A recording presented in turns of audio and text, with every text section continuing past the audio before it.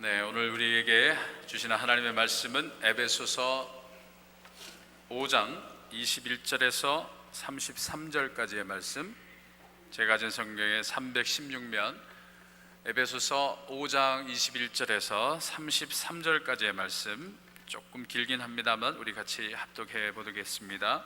에베소서 5장 21절에서부터 33절 우리 같이 읽겠습니다. 그리스도를 경외함으로 피차 복종하라. 아내들이여 자기 남편에게 복종하기를 주께 하듯 하라. 이는 남편이 아내의 머리됨이 그리스도께서 교회의 머리됨과 같음이니 그가 바로 몸의 구주시니라. 그러므로 교회가 그리스도에게 하듯 아내들도 범사에 자기 남편에게 복종할지니라. 남편들아 아내 사랑하기를 그리스도께서 교회를 사랑하시고 그 교회를 위하여 자신을 주신같이 하라. 이는 곧 물로 씻어 말씀으로 깨끗하게 하사 거룩하게 하시고 자기 앞에 영광스러운 교회로 세우사 티나 주름 잡힌 것이나 이런 것들이 없이 거룩하고 흠이 없게 하려 하심이라. 이와 같이 남편들도 자기 아내 사랑하기를 자기 자신과 같이 할지니 자기 아내를 사랑하는 자는 자기를 사랑하는 것이라. 누구든지 언제나 자기 육체를 미워하지 않고 오직 양육하여 보호하기를 그리스도께서 교회에게 함과 같이 하나니 우리는 그 몸의 지체임이라. 그러므로 사람이 부모를 떠나 그의 아내와 합하여 그 둘이 한 육체가 될지니 이 비밀이 크도다. 나는 그리스도와 교회에 대하여 말하노라. 그러나 너희도 각각 자기 아내 사랑하기를 자신같이 하고 아내도 자기 남편을 존경하라. 아멘. 지난 5월 21일은 한국에서는 부부의 날로 정했습니다. 예전에는 부부의 날이라는 것이 없었습니다. 그런데 최근에 들어오면서 이 부부의 관계에 점점 균열이 오고 위기가 오고 파국이 늘어나니까 아마 부부의 날이라는 것을 인위적으로 정해서 아마 부부가 하나가 되는 다짐도 해보자, 그런 뜻에서 이 부부의 날을 정한 것 같습니다. 부부는 무천입니다. 그래서 이 말은 그만큼 부부의 사이는 아주 깊은 사이라는 것입니다. 촌수로 따질 수 없는 사이라는 거죠. 그러나 역설적으로 이 무천이라는 것은 잘못하면 한순간에 남남이 될 수 있는 위험한 사이라는 것을 우리에게 알려주고 있습니다. 부부라는 것은 모름지기 서로가 기댈 수 있는 느티나무 같은 존재가 돼야 합니다. 서로의 눈물을 닦아줄 수 있는 그런 존재가 돼야 합니다. 그렇지만 한국이나 미국이나 부부들의 자화상이 별로 그렇지 못합니다. 한국에는 부부 중에 10쌍 중에 한 쌍이 별거 상태라고 합니다. 같이 살지만 또 이 심리적으로 이혼 상태에 들어간 부부들도 적지 않습니다. 우리 교민사회에도 부부가 같은 집안에 살지만 사실상 정서적으로 이혼 상태에 빠진 부부들이 많습니다. 부부가 한 지붕에 살지만 별로 대화가 없습니다. 부부가 각방을 사용합니다. 부부간의 대화가 가정의 경제 문제, 또 아이들에 대한 대화가 전부입니다. 부부가 살갑게 대화를 나누거나 마음의 깊은 소통이 이루어지지 못하고 있습니다. 결국 심리적으로는 남남인데 이혼으로 가는 것은 귀찮을 따름입니다. 그래서 각종 불평과 부담을 피하기 위해서 단지 법적인 이혼, 혼인 상태를 그냥 유지하며 살아가는 부부들이 많습니다. 2012년에 한국보건사회연구원이 2012년 혼인 실태와 가족 주거의 변화라는 보고서를 냈습니다. 근데 거기에 아주 흥미로운 조사 결과가 나와 있는데 이혼이나 별거의 이유로는 경제적인 문제가 제일 많았습니다. 이어서 배우자의 외도, 성격 차이, 그리고 학대, 폭력, 가족 부양의 의무 불이행 등의 순서였습니다. 예전에는 성격 차이가 가장 많았는데 최근에는 경제적인 문제가 가장 첫 손가락으로 꼽히고 있습니다. 급변하는 사회환경 속에서 이 결혼과 이혼에 대한 가치관이 변화하고 있습니다. 예전에는 가난해도 꿈이 있으면 부부들이 함께 신앙으로 또 신뢰로 어려움을 이겨냈습니다. 그런데 물질 지상주의가 만연되다 보니까 이제는 오늘 현대 사회에서 그 삶의 우선순위가 바뀌고 있습니다. 가정사역의 전문가인 송기론 목사님이 이렇게 얘기를 하고 있습니다. 죽음을 앞둔 사람에게 인생에서 가장 소중한 것이 무엇인가를 물으면 대부분 가족이라고 고백합니다. 하지만 우리는 가정의 소중함, 이 가족의 가치를 배울 기회가 거의 없었습니다. 이렇게 얘기하고 있습니다. 교회도 사실 이 가정사역이라는 말이 도입된 지가 얼마 안 됩니다. 요즘에 교회에서 이렇게 아버지 학교, 어머니 학교 이런 가족 사역이 시작된 지는 아주 역사적인 연원이 짧습니다. 근데 가정 문제 전문가들이 이구동성으로 불화에 빠진 부부들이 경제 문제, 성격의 차이, 성적인 생활의 부조화 등의 다양한 이유를 대는데, 그러나 그분들이 얘기하는 것은 근본적인 원인은 부부간의 의사소통을 개선하려는 의지가 보이지 않기 때문에 그렇다, 이렇게 진단하고 있습니다. 그래서 교회가 그런 면에서 앞으로 이 가정사역을 활성화하고 가정사역에 중점을 두는 것은 중요하다고 생각합니다.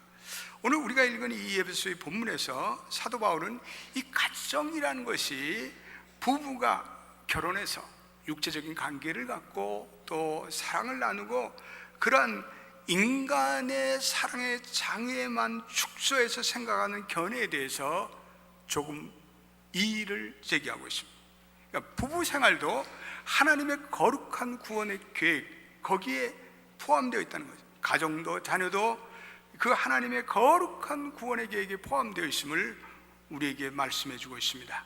그 구원 계획 가운데 부름받은 성도들은 가정생활도 부부생활도 믿지 않는 사람과는 좀 더 달라야 된다, 이러한 말씀을 주시고 있습니다.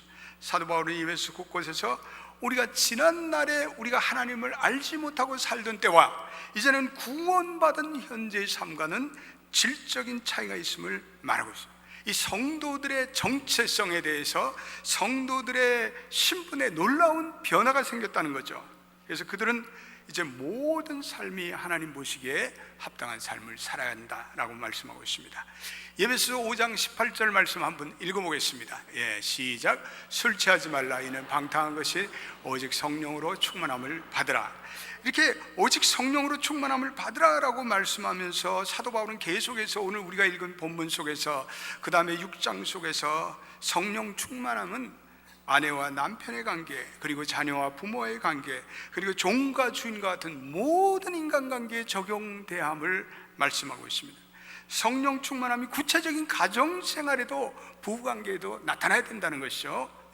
그래서 성령 충만함은 우리가 무슨 예배에 참석하거나 그래서 집회에 참석할 때 임하는 그런 신령한 은혜뿐만 아니라 성령 충만함은 우리의 삶의 모든 영역에서 나타나야 한다고 오늘 바울은 강조하고 있습니다.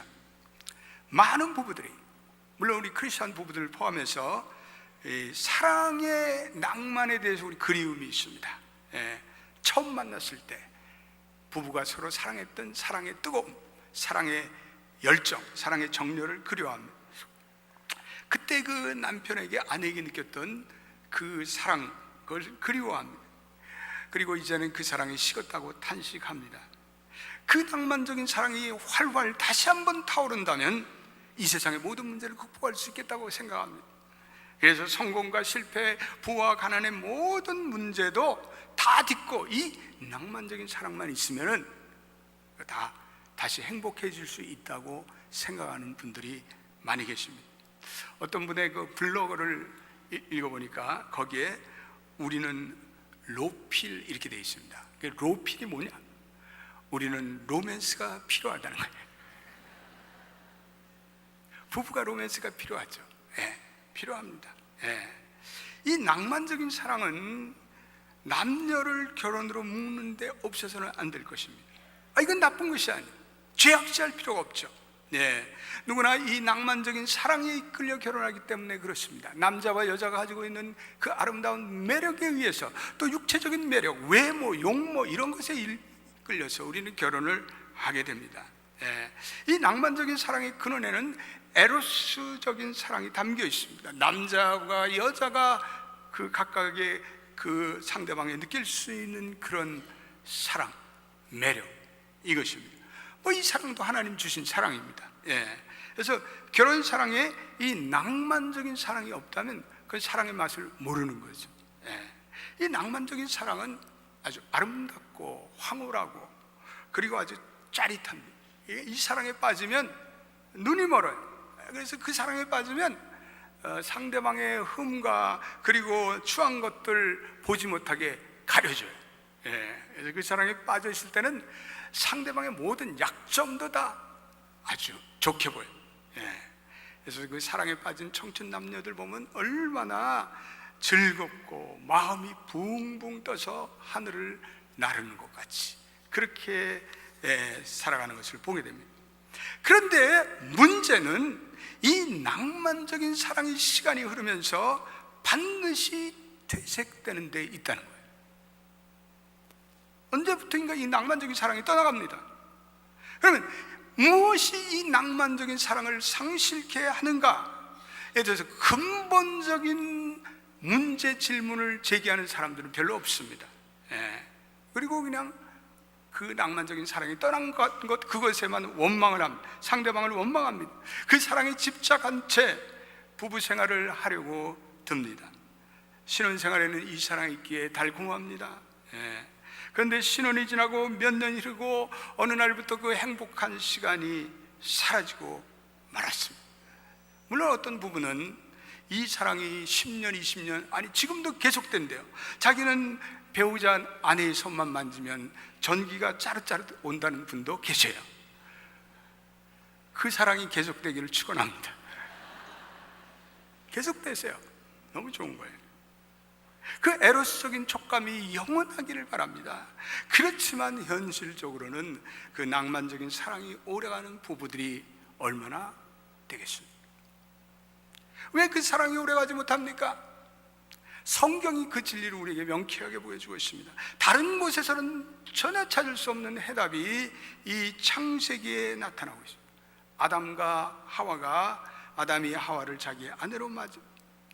그래서 아담이 하와와 한 몸이 되어 한 부부 커플이 탄생됐습니다. 아담이 하와를 보고 정신이 없어서 이는 내 뼈 중에 뼈여 살 중에 산이라. 와, 이렇게 아름다운 여인이 어디? 감탄, 사랑을. 그런데요, 그 아담과 하와의 그 사랑이 언제부터 무너지기 시작했습니까? 성경은 기록하기를 바로 그들이 죄를 범하는 순간으로부터 그 사랑이 무너졌다고 말씀하고 있습니다. 그 순간부터 아담과 하와는 철저히 이기주의자로 변신합니다. 하나님 앞에 사랑한다고 할 때는 언제고 이제는 서로가 책임을 전가하고 그리고 서로를 탓하고 서로를 원망하고 그런 처참한 부부관계로 전락하고 맙니다. 우리는 낭만적인 사랑을 좋아하는데 문제는 인간에게는 여전히 죄성이 남아있다는 거예요. 그래서 아무리 순애보적인 사랑을 한다고 할지라도 우리는 이기주의자의 본성을 버릴 수가 없어요. 그래서 조금만 잘못하면 사랑하는 사이가 미움의 사이로 변질돼요. 서로 원망하고 서로 책임 전가하고 그리고 서로에게 책임을 전가하게 됩니다. 맨 처음에는 사랑의 이 낭만적인 사랑에 어두워서 눈이 어두워지는데 그러나 현실의 삶이 계속되면서 죄성의 본질이 들어가면서 그 아름답던 사랑의 드레스를 여지없이 찢어버리고 맙니다. 이미 결혼 생활을 10년 이상 해보신 분들은 누구나 실감하는 이야기입니다. 자기 만족을 추구하는 인간의 이기적인 본성 때문에 부부들이 서로 실망하게 됩니다. 그리고 다투게 됩니다. 대화가 빙동나게 됩니다. 그래서 할 말이 있으면 자녀를 통해서 간접적으로 대화합니다. 야, 네 아빠한테 전해라.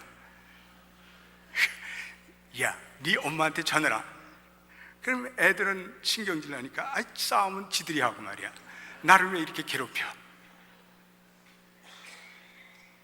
남편은 점점 가정에 대한 취미가 사라집니다. 그리고 가정을 소홀히 하고 집에 들어가고 싶지 않은 거예요. 아내는 아내대로 짜증을 내는 거예요. 바가지를 긁고 그 바가지 긁는 소리가 온 집안에 넘쳐나요. 갈수록 단절감과 소외감과 권태감이 이 두 사람 사이를 무너뜨립니다. 더구나 우리가 살아가는 이 미국 사회는 수많은 장애물과 어려움이 우리 미국을 살아가는 이 한인 부부들에게 지뢰밭처럼 펼쳐지고 있습니다. 언어와 문화적인 스트레스가 있어요. 또 한국에서는 사회적인 지위를 누리던 그 지위를 우리가 여기 와서 누리지 못하는 안타까움이 있어요. 남편은 물론 아내도 오랜 동안 장시간 육체 노동을 하면서 살아가는 분들이 많습니다. 마음의 여유가 없어요. 심신이 고달퍼요. 그렇기 때문에 이 이민사회라는 토양은 어떤 의미에서 사랑의 이런 불꽃을 태우기엔 너무나도 고약한 토양입니다. 너무나도 척박한 토양입니다. 너무나도 험한 비탈길이에요. 아울러 요즘에는 부부들이 이렇게 장기적으로 헤어져 살 수밖에 없는 현실적인 어려움들이 많습니다. 자녀들의 공부로 인해서 또 부부들이 떨어져 있는 분들도 많습니다. 한국의 그 대학의 교수들의 거의 50% 이상이 부부들이 서로 떨어져서 자녀들을 데리고 또 여기 와서 공부하시는 그런 분들도 많다고 합니다. 부부가 직업적인 사정으로 인해서 요즘에는 주말 부부가 된 가정들도 많고, 어떤 부부들은 1년, 2년 이렇게 떨어져서 살아야 되는 그러한 일들도 있습니다. 또 요즘에 질병들로 인해서 부부가 예전처럼 이 사랑의 금수를 누릴 수 없는 고통도 있습니다. 낭만적인 사랑으로 모든 것을 극복할 수 있을 것 같은데 그렇지 않습니다. 경제적인 원인으로, 삶에 대한 불안감으로, 자녀의 문제로, 질병으로 그 낭만적인 사랑이 금방 상처기가 납니다. 낭만적인 사랑은 대단한 것 같은데 충격을 한번 받으면 그 충격에 심한 상처가 나고 맙니다. 그 사랑을 오래 지속하기에는 우리의 현실이 너무 어렵습니다. 쉽지가 않습니다. 만만하지가 않습니다. 얼마 전에 텔레비전에서 한국의 어느 부부에 대한 삶을 영상으로 보게 되었습니다. 근데 그 남편이 도시에 살면서 직장 생활을 하는데 남편에게 심한 중병이 찾아온 거예요. 도저히 그 연약해진 그러한 몸으로는 도시 생활을 꾸려나갈 수가 없었습니다. 이 부부 간에 어려움이 찾아왔습니다. 그랬더니 그래도 이 부인이요, 아주 착한 심성을 가지고 있었어요. 그래서 남편과 아내가 서로 의논을 해서 제주도로 과감히 귀농을 합니다. 제주도로 이주를 해요. 그래서 그곳에서 해산물을 채취하고 그리고 농사를 지면서 살아갑니다. 아내가 해녀가 되었어요. 그래가지고 바다에 잠수해서 해산물을 따는데 어느 날 아내가 늦게까지 이 바다에서 나오질 않는 거예요. 그러니까 남편이 걱정이 돼서 안타까움으로 자기 아내를 기다리는 그러한 모습이 영상에 잡혔습니다. 저는 그걸 보면서 눈물이 나더라고요. 이야, 이렇게 저렇게 아름다운 부부가 있는가. 우리 시대에도 저렇게 아름다운 부부가 있단 말인가. 그러나 현실적으로 그런 순애보적인 사랑을 누리며 살아가는 사람들이 얼마나 있습니까? 우리는 조금만 어려워지면 서로가 서로를 원망합니다. 서로에게 아픔과 상처를 줍니다. 결론은 이거예요. 결국 낭만적인 사랑은 오래가지 못한다는 거예요. 결혼의 행복이라는 것은 낭만적인 사랑만을 가지고 지속될 수 없다는 인간의 죄성으로 보나, 또한 오늘 이 세상의 악함으로 보나 우리의 구조적인 모든 여건이 이 사랑으로는 부부의 관계가 버틸 여력이 없습니다. 그래서 우리는 이 사랑이 식었다고 상대방을 원망하거나 그리고 두려워하거나 탄식하거나 서로 미워해서는 안 된다. 이거는 모든 죄성을 가진 인간에게 나타나는 자연스러운 결과이기 때문에 그렇습니다. 더구나 이 미국이라는 거대한 광야를 살아가는 오늘 이민자들의 부부에게 이 낭만적인 사랑이라는 이 사랑이 영속적으로 지속되기에는 너무나도 어려운 현실의 장애물들이 지뢰밭처럼 펼쳐지고 있습니다. 그러므로 하나님께서는 그의 자녀들에게 이 낭만적인 사랑만 가지고 살 수 없다는 것을 깨닫고 그 낭만적인 사랑에만 머물러 있지 않기를 원하십니다.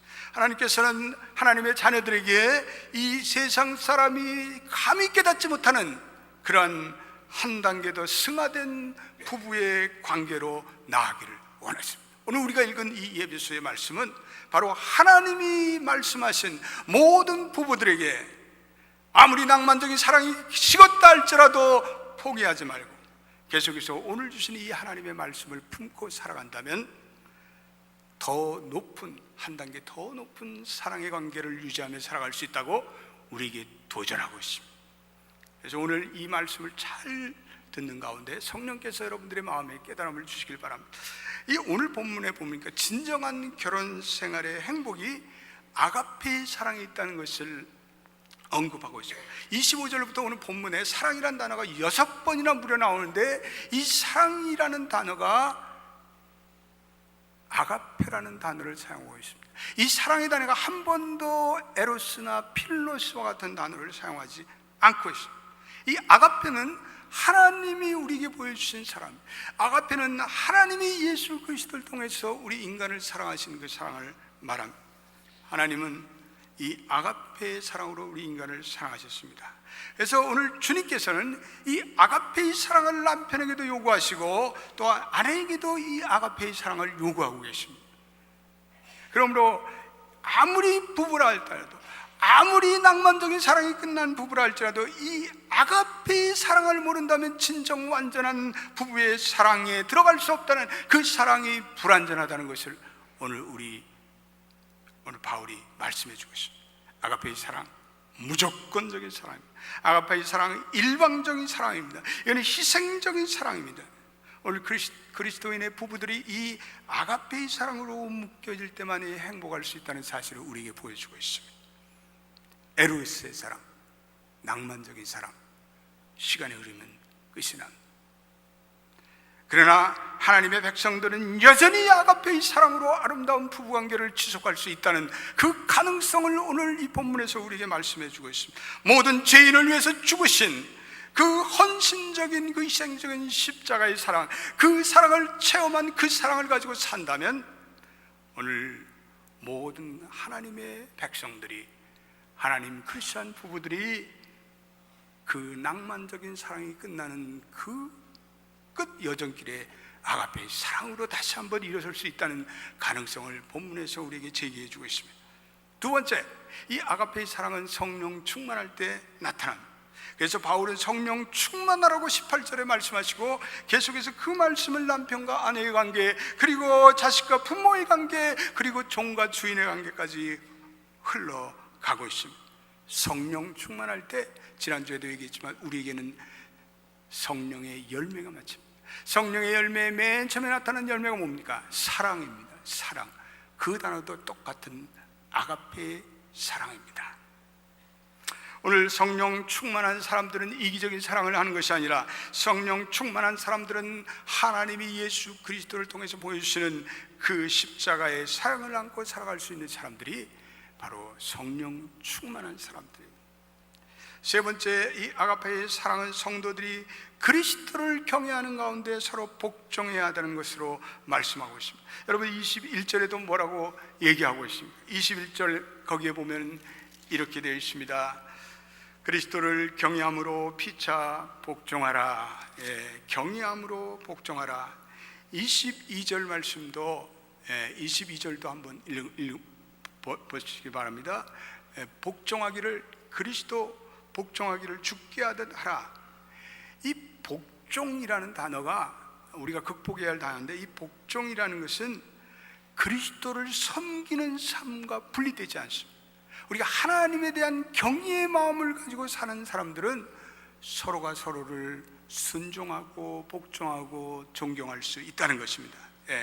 성도에게서 이 그리스도라는 존재는 모든 삶의 영역에서 떠날 수가 없습니다.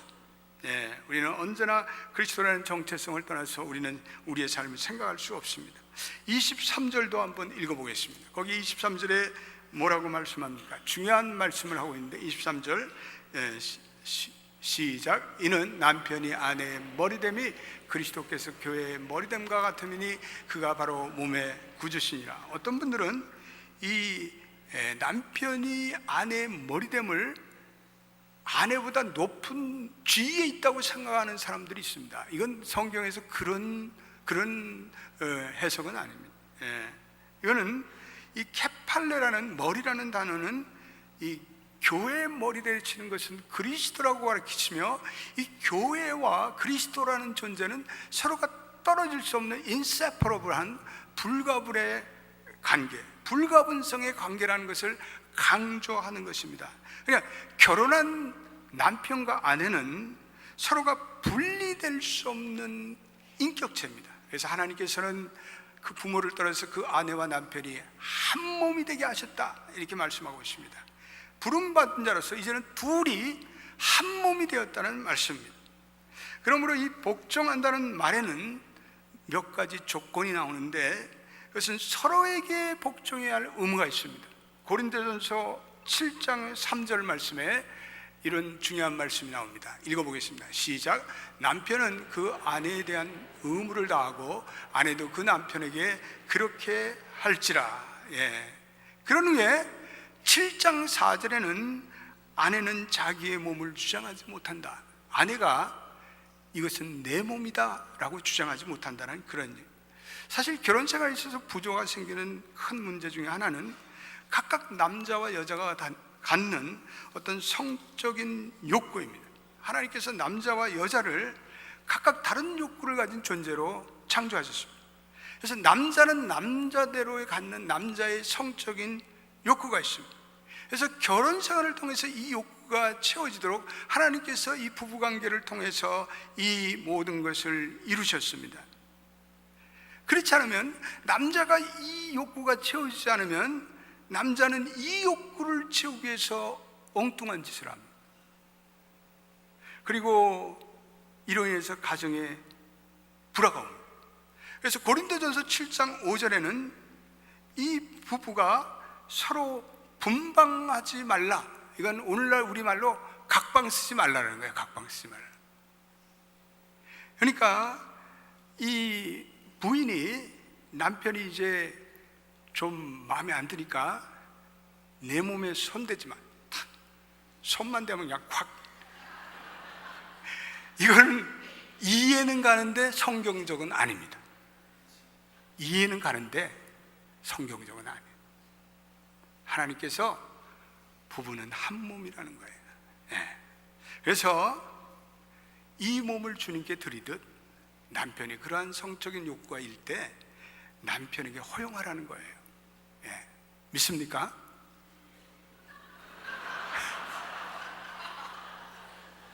아니, 성경적인 얘기를 하는데 왜 아멘이 없어? 나 참. 그래서 사도 바울이 분방하지 말라라고 하는 것은 이 남편이 그것이 이루어지지 않을 때는 탈선을 한다는 거예요. 다른 여자들 보고 침을 질질 흘리고 딴 생각을 하고,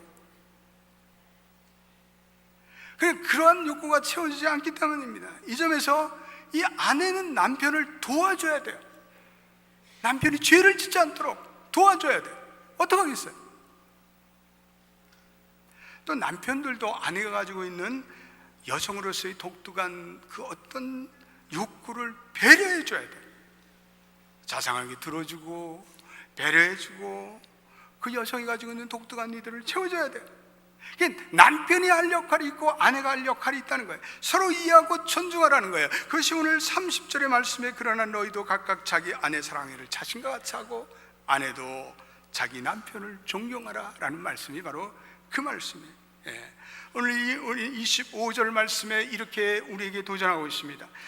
같이 읽어보겠습니다. 시작. 남편들아 아내 사랑하기를 그리스도께서 교회를 사랑하시고 그 교회를 위해 자신을 주심과 같이 하라. 남편들아 아내를 사랑하라. 여기서 사랑이라는 단어는 그리스도께서 교회를 사랑하셔서 죽음의 희생까지 감당하신 그 예수님의 자기 부인적인 사랑을 얘기하는 거예요. 때때로 우리의 삶에 여러 가지 문제가 발생하고 심지어는 서로의 욕구를 채워줄 수 없는 불가피한 상황이 발생하기도 합니다.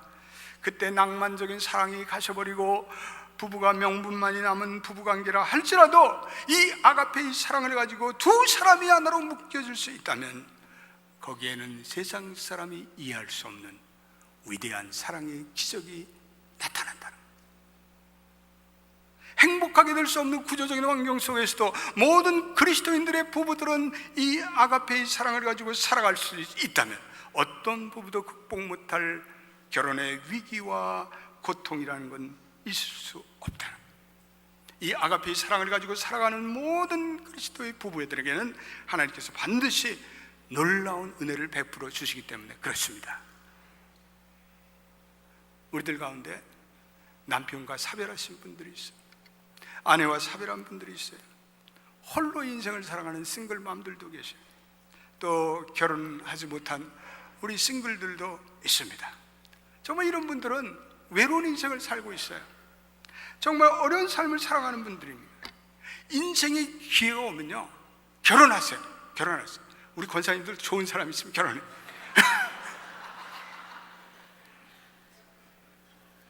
근데 뭐 권사님들에게 그런 기회가 잘 오겠어요? 혼자 살아야지, 뭐 혼자 살아. 디모데전서 4장 5절에는 그러한 외로운 자들은 하나님께 소망을 두고 주야로 항상 기도하고 간구하라, 이렇게 돼 있어요. 바울이. 혼자 살아가는 사람들은 이제 결혼할 소망이 없으면 오로지 여호와 하나님을 바라보고 예수를 신랑 삼아서 깊은 영성의 삶을 누리며 살아가야 그것이 살 길이라는 거예요. 이제 어떻게 하겠어요? 포기할 건 포기해야지.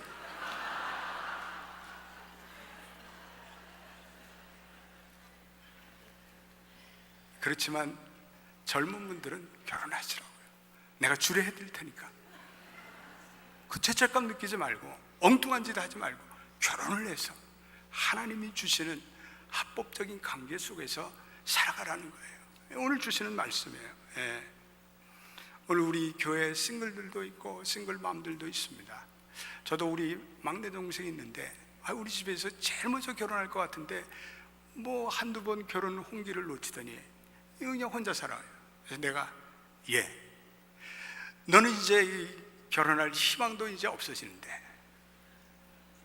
이제는 선교 다니면서 선교해라. 그래서 우리 막내 동생이 1년에 2번씩 선교 다녀요. 네. 어떻게 했어요? 그런 말을 하는 이 오빠가 야속하게 느껴질지 모르지만 어떡하겠어요?